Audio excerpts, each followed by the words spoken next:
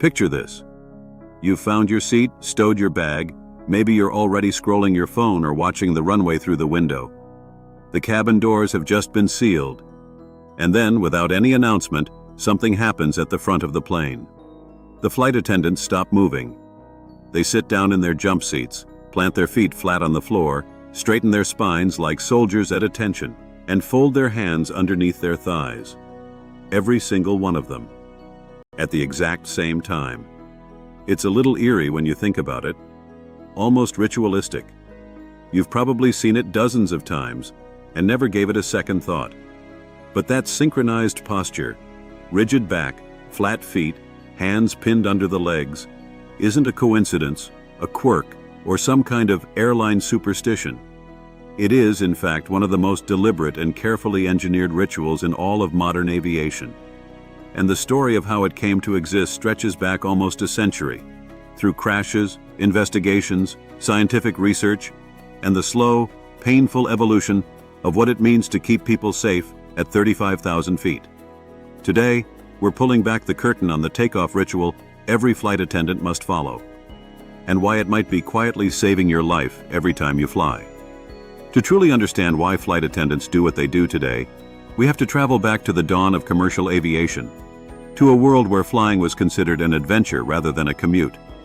In the 1920s, commercial air travel was brand new, wildly exciting, and almost completely unregulated.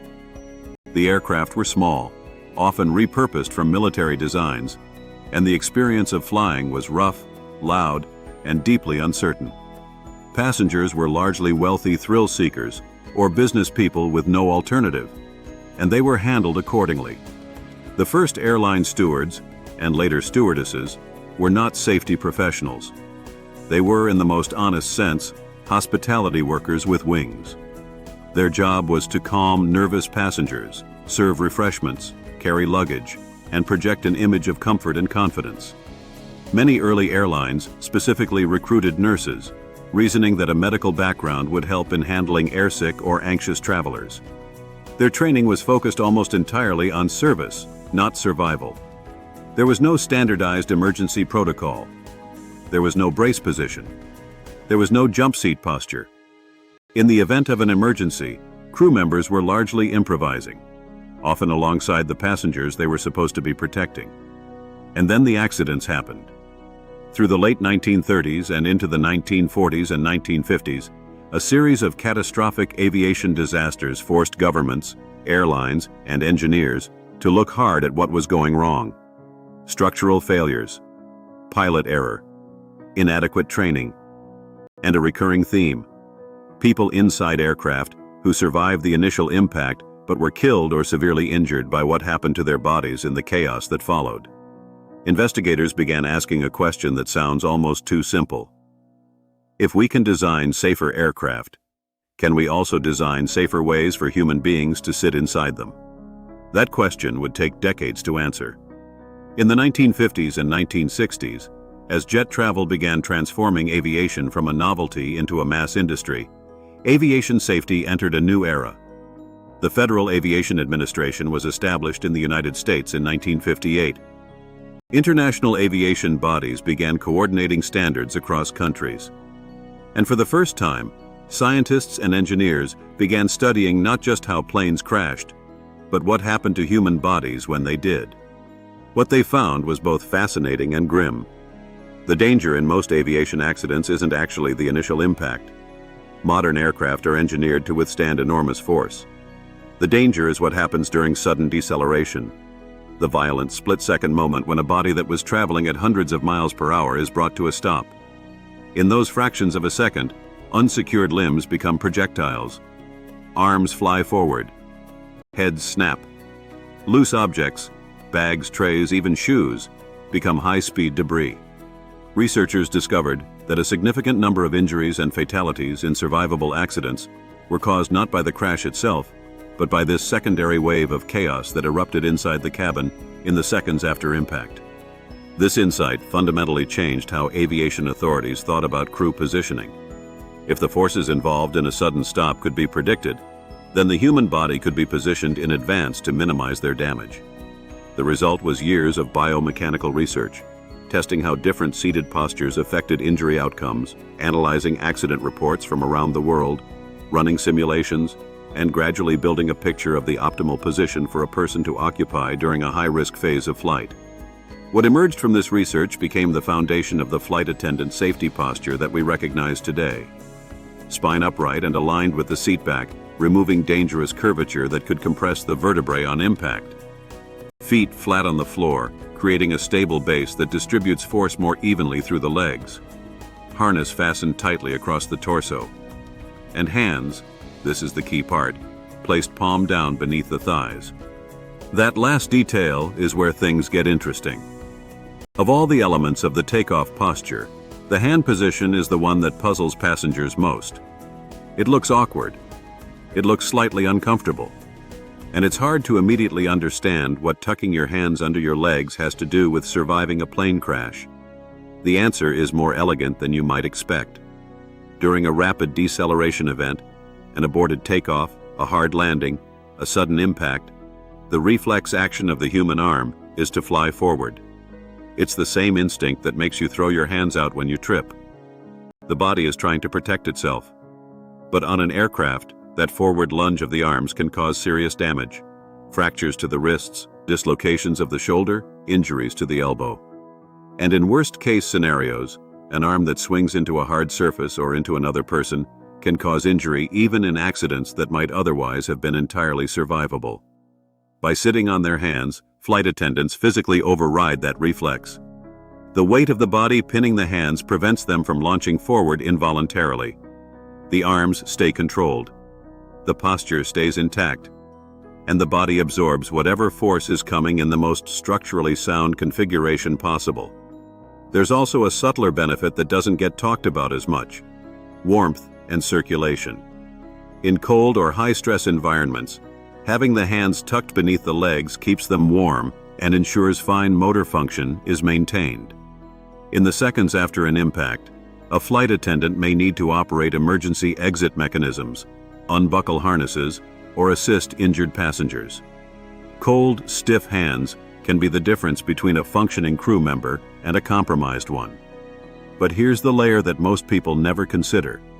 The posture isn't only about what happens if something goes wrong. It's also about what happens in the mind while the plane is preparing to go right. There is a practice that occurs inside flight attendants' heads during those quiet minutes before takeoff that most passengers will never know about. It's called the silent review, and it is arguably the most important thing happening in that cabin during those final moments on the ground. While seated in their jump seats, hands tucked, posture locked, flight attendants are not simply waiting. They are running through a complete mental rehearsal of emergency procedures specific to their position on that aircraft. Every seat on a commercial aircraft has an assigned crew member responsible for the emergency exits, equipment, and passenger zones closest to it. That crew member has memorized what to do in dozens of different emergency scenarios: engine fire during takeoff roll, cabin depressurization at altitude, water landing, smoke in the cabin, medical emergency, structural failure. The list goes on. During the silent review, they are mentally walking through every one of those scenarios as if it were actually happening. Which handle do I pull? Which direction does this door open? Where is the nearest fire extinguisher? Who in my zone is traveling with a child? Is there anyone who might need extra assistance in an evacuation? It is essentially an athlete's visualization technique applied to life or death situations. And research in both aviation psychology and sports science confirms that this kind of mental rehearsal significantly improves real-world performance under stress.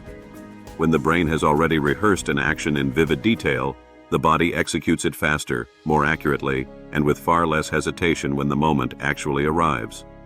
The physical posture supports this mental process. Sitting on the hands, straightening the back, planting the feet, these are physical anchors. They signal to the nervous system, this is not a time for casual awareness. This is a time for complete, undivided focus. In the language of performance psychology, the posture creates what's called a state change, a deliberate shift from ordinary consciousness into a heightened, task-ready mode. Some flight attendants describe this moment as oddly meditative. Others describe it as the most alert they feel during any point in the flight. Either way, it is far from passive. What we see today is not the procedure that existed 50 years ago. The flight attendant's safety posture has been continuously refined, tested, and updated as aviation has evolved. In the early days of standardized crew training, the posture requirements were relatively basic. Sit down. Buckle up. Don't move. But as aviation safety research became more sophisticated, and as accident investigations provided increasingly detailed data about what went wrong and why, the protocols grew more precise. Airlines began investing heavily in crew resource management training through the 1980s and 1990s, a holistic approach to safety that emphasized not just physical procedures, but communication, decision-making, stress management, and teamwork. The silent review became formalized. The specific details of the seated posture were codified into training manuals, and regulators began requiring airlines to demonstrate compliance with these standards, not just acknowledge them. Today, every commercial airline operating under international aviation standards trains its cabin crew in this posture from day one. It is practiced in simulators, reviewed in refresher training, and assessed during crew evaluations. Airlines may differ slightly in specific details: the exact position of the arms, whether the chin is tucked, how harness fit is checked, but the core elements are universal. And critically, this is not a procedure that crew members can opt out of based on how they feel that day. It is mandatory, non-negotiable, as much a part of the job as the safety demonstration or the pre-flight equipment check. That consistency is itself a safety feature. In an emergency, you need every crew member performing the same way, responding to the same cues, executing the same steps. Uniformity saves time. And in aviation emergencies, time is everything. So the next time you settle into your seat and watch the flight attendants take their positions, back straight, feet flat, hands disappearing quietly beneath their legs, you're not watching a habit. You're not watching a quirk. You're watching the product of nearly a century of hard-won knowledge. The result of accidents studied, data analyzed, procedures tested and retested, and thousands of small refinements made in pursuit of a single goal: making sure that if something goes wrong in those critical minutes before the wheels leave the ground, the people whose job it is to protect you are in the best possible position to do exactly that. It's a ritual built from physics and psychology and history. From the early days of unregulated flight to the data-driven safety culture that defines modern aviation. From researchers who asked what a body needs to survive, to psychologists who asked what a mind needs to respond. All of it compressed into a simple, quiet, easy-to-miss posture that happens on tens of thousands of flights every single day. Aviation is often described as the safest way to travel. And it didn't get that way by accident. It got that way because of exactly this kind of obsessive, detail-driven, never-stop-improving commitment to safety, even in the things that look like nothing, especially in the things that look like nothing. Thank you for watching. If there's a simple, everyday detail you've always wanted explained, something you've seen 100 times and never understood, drop it in the comments. We love finding the history inside the ordinary. Don't forget to like and subscribe, and we'll see you in the next one.